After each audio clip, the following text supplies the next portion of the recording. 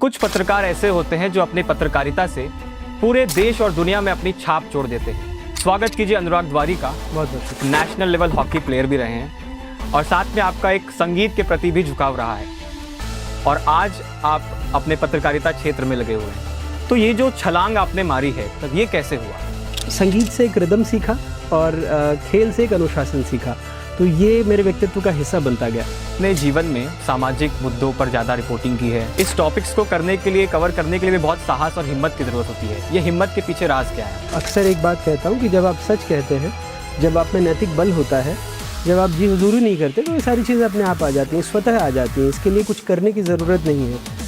मैं शुरू से ही ऐसा हूँ। इस दुनिया में कोई चाहे किसी भी पद पर बैठा हो, सब क्षणिक है।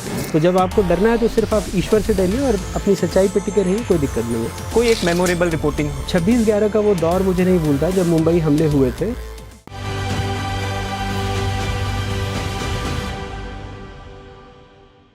पत्रकार तो अनेक होते हैं, लेकिन कुछ पत्रकार ऐसे होते हैं जो अपनी पत्रकारिता से पूरे देश और दुनिया में अपनी छाप छोड़ देते हैं और उन पत्रकारों को देश अपना सर्वोच्च पत्रकारिता सम्मान भी देता है। वो है रामनाथ गोयनका अवार्ड। आज एक ऐसे ही व्यक्तित्व हमारे साथ मौजूद हैं जो इस सर्वोच्च पत्रकारिता अवार्ड से सम्मानित हैं। स्वागत कीजिए अनुराग द्वारी का। बहुत बहुत शुक्रिया। जो एनडीटीवी के अभी वर्तमान में रेसिडेंशियल एडिटर हैं और पूरे एमपी छत्तीसगढ़ में एक बहुत प्रख्यात रिपोर्टर के नाम से जाने जाते हैं। बहुत बहुत स्वागत है अनुराग द्वारी आपका। बहुत बहुत।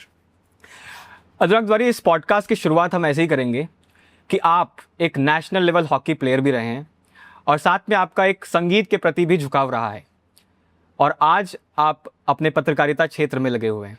तो ये जो छलांग आपने मारी है, एक स्पोर्ट्स प्लेयर से लेकर एक पत्रकारिता जीवन तक, ये कैसे हुआ? देखिए, कहते हैं ना कि एक अच्छे स्वस्थ शरीर में एक स्वस्थ मन का निवास होता है। तो खेलता तो मैं शुरू से था। जो हॉकी में मैंने नेशनल्स खेला वो स्कूल के वक्त खेला। फिर जब अपने विश्वविद्यालय में आया तो मैं बास्केटबॉल, क्रिकेट भी खेलता था, थिएटर भी करता था, तो बहुत सारी चीज़ें करता था और उसके ज़रिए स्वर के उतार चढ़ाव से लेकर भावनाओं के उतार चढ़ाव को समझा। समाज को समझने में, उसको ऑब्ज़र्व करने में ज़्यादा एक तरह से मदद मिली। तो जब आप टेलीविज़न पत्रकारिता में रहते हैं, मैंने शुरुआत भी एज ए स्पोर्ट्स जर्नलिस्ट की थी। मैं क्रिकेट कवर करता था, फिर हाई कोर्ट कवर करने लगा, फिर किसानों की, मज़दूरों की काफ़ी सारी चीज़ें कवर करता रहा। तो एक संगीत से एक रिदम सीखा और खेल से एक अनुशासन सीखा, तो ये मेरे व्यक्तित्व का हिस्सा बनता गया। आपके इस पत्रकारिता जीवन के बारे में हम सबने सभी सुना है, लेकिन इस जीवन को इतना अच्छा बनाने के पीछे एक मोटिवेशन होता है। वो आपका क्या मोटिवेशन है? कौन है वो आपका सोर्स ऑफ मोटिवेशन? जैसे बापू कहते थे ना कि जो पंक्ति में आखिरी आदमी खड़ा है, तो बस वही देखते हुए लगता है कि आज भी जर्नलिज्म, पत्रकारिता उस आदमी के लिए कही जाए, सत्ता के लिए तो सब कहते हैं, अगर उस आदमी के लिए कही जाए तो ज़्यादा सार्थक है। आपने अपने जीवन में सामाजिक मुद्दों पर ज़्यादा रिपोर्टिंग की है, चाहे वो गरीब का मुद्दा हो। कोरोना महामारी के दौरान भी आपने कई सारे ऐसी चीज़ें उजागर की जो पूरे, मान लीजिए, सिस्टम को हिला सकती हैं। कई मतलब कैसे एक कह सकते हैं डेंजरस टॉपिक्स होते हैं वो, जो आज के पत्रकारिता जीवन में कही जाती हैं। इस टॉपिक्स को करने के लिए, कवर करने के लिए भी बहुत साहस और हिम्मत की ज़रूरत होती है। ये हिम्मत के पीछे राज क्या है आपका?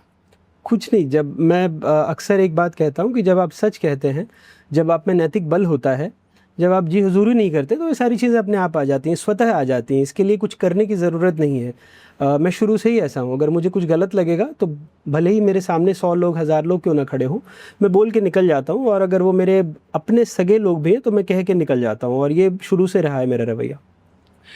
आपके जीवन में, क्योंकि आपने बहुत जगह रिपोर्टिंग की होगी, कोई एक मेमोरेबल रिपोर्टिंग जो आज आप हमारे दर्शकों से शेयर करेंगे? बिल्कुल। 26/11 का वो दौर मुझे नहीं भूलता जब मुंबई हमले हुए थे। और सबसे पहले एक जो टैक्सी ब्लास्ट हुआ था वीटी स्टेशन के पास, वहाँ के बाद एक छोटा अस्पताल पड़ता है। तो मेरे एक साथी ने, जो हम और वो दोनों साथ साथ कैमरा शेयर कर रहे थे, तो उन्होंने कहा कि जे हॉस्पिटल जाना है। मैंने कहा नहीं यार, सबसे पहले जो सबसे पास का अस्पताल है, मुझे लगता है वहीं जाना चाहिए, क्योंकि यही मैंने सीखा है कि अगर कुछ घायल होंगे तो वहीं होंगे। और जब मैं अंदर गया तो मैंने जो दृश्य देखा वो आज भी बहुत भूले नहीं भूला है। मतलब जो स्थिति बनती है ना, एकदम जब आप देखते हैं कि बहुत सारी लाशें हैं, बहुत सारे लोग करा रहे हैं, किसी का पैर उड़ा हुआ है कुछ, तो वो तस्वीर हमेशा के लिए जहन में बैठी हुई है। अच्छा, इतने डिफ़िकल्ट टॉपिक्स आप कवर करते हैं, कभी आपको लगता है कि कोई सेफ्टी इशू? क्योंकि हम देखते हैं कई पत्रकार मानते हैं कि मीडिया में जब घुसते हैं तो आप डेंजरस मैन हैं, क्योंकि आपके ऊपर कभी भी कुछ भी हो सकता है, चाहे वो सरकारी दबाव हो या मान लीजिए कभी कोई मर्डर हो गया, थ्रेट आ गई। क्या आपको कभी ऐसा लगा कि ये थ्रेट मुझे आ सकती है, या कभी ऐसा लगा कि मैं डेंजर में हूँ?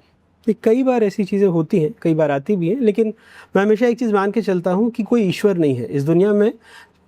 कोई चाहे किसी भी पद पर बैठा हो, सब क्षणिक है। चाहे मैं, चाहे आप, और चाहे कोई सत्ता प्रतिष्ठान में कहीं बैठा हो, सब क्षणिक है, ईश्वर नहीं है। तो जब आपको डरना है तो सिर्फ आप ईश्वर से डरिए और अपनी सच्चाई पे टिके रहिए, कोई दिक्कत नहीं है।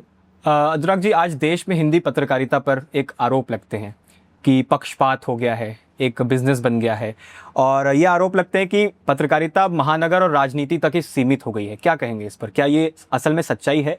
क्या आज के दम समय में जो आप रिपोर्टिंग करते हैं, गांव की रिपोर्टिंग, छोटे लोगों की रिपोर्टिंग, वो रिपोर्टिंग जिसकी आवाज़ दूर तक, देश तक, पूरे नेशनल लेवल पे जानी चाहिए, क्या आपको लगता है आज के पत्रकारिता में ये चल रहा है या बंद हो गया पहले से? जहाँ तक व्यक्तिगत तौर पर मेरा सवाल है, तो मुझे लगता है कि मैं जिस संस्थान में हूँ उसने मुझे बहुत मौके दिए, और तभी 20 साल से, लगभग 2 दशक से यहीं पर हूँ। लेकिन एक सवाल मैं आपसे पूछूंगा कि जो सवाल आपने मुझसे पूछा, क्या आपको लगता है कि ऐसी स्थितियाँ नहीं हैं? नहीं सर, है ज़रूर। तो बस इसी में आपका उत्तर छिपा हुआ है। सर, 23 सालों से आप पत्रकारिता कर रहे हैं, कभी कोई ऐसा मोमेंट आया जहाँ पे आपको लगा कि अब नहीं होगा, मुझे ये नहीं करना है? या कभी कोई ऐसा मोमेंट जहाँ आपको लगा हो कि वाह, अच्छा हुआ मैंने ये चुना, मुझे गर्व है इस बात पर? देखिए, ये तो जीवन के उतार चढ़ाव है ना। कई बार रिश्तों में, कई बार स्कूल में, कई बार पढ़ाई के दौरान आपको लगता है ना कि बस अब नहीं कर पाऊंगा। रिश्तों में लगता है कि बस अब नहीं निभा पाऊंगा। वैसे ही आपकी नौकरी के साथ, काम के साथ होता है। जब वो दौर था जब टेलीविज़न में बहुत भूत पिशाच थे और मैं एक चैनल में होता था, तब मुझे लगता था मैं ये करने नहीं आया हूँ। मुझे रोज़ रात को दुस्वप्न आता था कि अब मैं छोड़ दूँगा। लेकिन फिर यहाँ जगह मिली एनडीटीवी के साथ, और पिछले 20 सालों में बहुत ऐसे काम कर पाया जिसके लिए मुझे सुकून है। आपने एक स्टोरी की थी, मैंने आपका एक पोस्ट पढ़ा, अनक्लेम्ड बॉडीज़, जो कि भदभदा विश्राम घाट के ऊपर पूरी एक स्टोरी है। ये स्टोरी करते समय, जो कि मैंने जब भी वो स्टोरी पढ़ी है तो मेरे आँख में भी आंसू आ गए। एक रिपोर्टर जब ऐसे सेंसिटिव टॉपिक्स को कवर करता है, उसके दिमाग में क्या चल रहा होता है? अभी आप उदाहरण ले लीजिए जबलपुर क्रूज़ का हादसा। एक रिपोर्टर था, वो रिपोर्टिंग करते हुए उसके आँख में आंसू आ गए, उसकी आवाज़ छलकने लगी। एक ऐसे सिचुएशन में रिपोर्टर अपने आप को कैसे कोप अप करता है, कैसे अडेप्ट करता है? पिछले साल लगभग यही वक्त होगा जब मैं ऑपरेशन सिंदूर में पुंछ में था, और वहाँ पर एक सरदार जी की फैमिली में उन्होंने पूरे परिवार को बचा लिया, लेकिन उनकी मौत हो गई।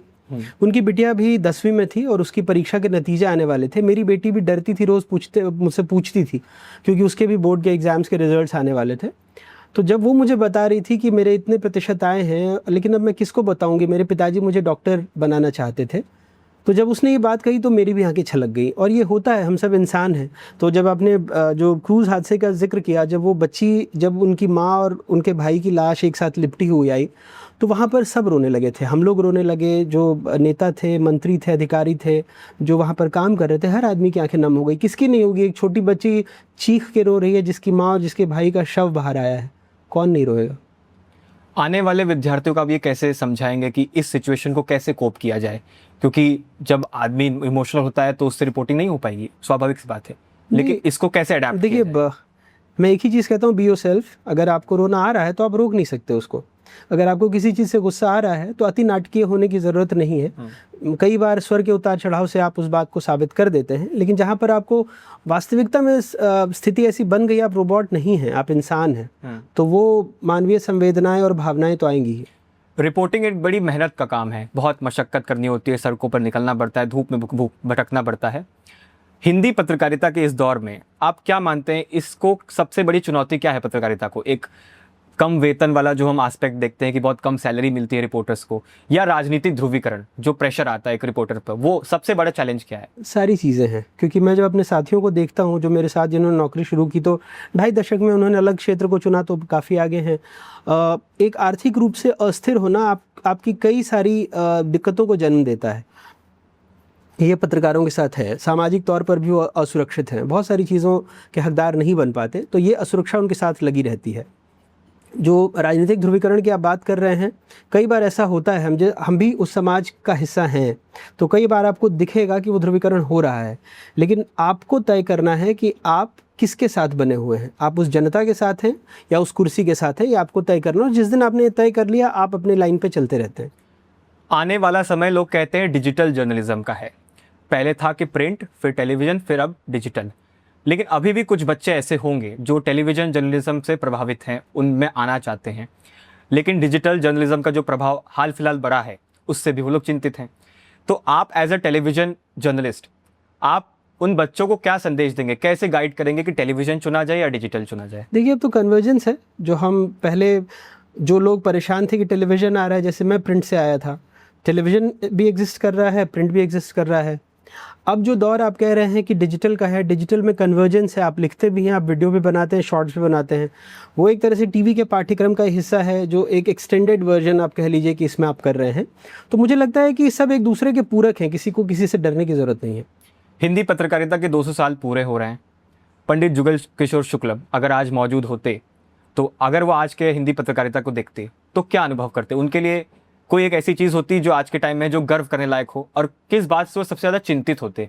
देखिए, मुझे लगता है जब शुरू हुआ था तो एक मिशन की तरह था, क्योंकि वो पेशे से वकील थे, कानपुर के रहने वाले, और बंगाल में एक प्रतिरोध के तौर पर उभरे। तो मुझे लगता है चिंता इसी बात की होती कि वो प्रतिरोध कहाँ है। मुझे लगता है ये सबसे बड़ा एक उनके लिए बेफिक्र की बात होती कि वो प्रतिरोध कहाँ है, वो लोगों की बात कहाँ है। ये मुझे लगता है एक सबसे बड़ा विषय होता। ये थे अनुराग द्वारी, जो कि एनडीटीवी के रेसिडेंट एडिटर हैं। इन्होंने अपने पूरे जीवन का एक सार उन्होंने बताया, चुनौतियों से लेकर चैलेंजेस तक लेकर और आने वाले स्कोप तक। आने वाले बच्चे जब इस पॉडकास्ट को देखेंगे तो अवश्य उससे पूरा समझेंगे और उसे अच्छे से देखेंगे और अपना फ्यूचर वैसे फ्रेम करेंगे।